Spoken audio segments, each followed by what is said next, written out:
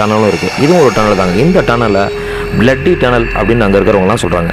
அதாவது ரத்தமான சுரங்கப்பாதை அப்படின்னு அங்கே இருக்கிற மக்கள் சொல்கிறாங்க.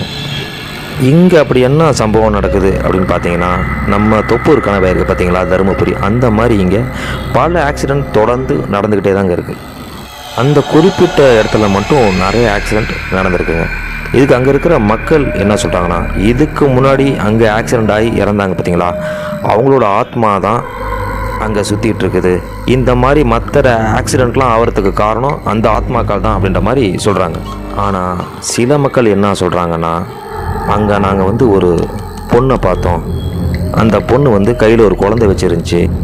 அந்த பொண்ணு எங்கள் கிட்ட லிஃப்ட் கேட்டுச்சு அப்படின்ற மாதிரி சொல்கிறாங்க.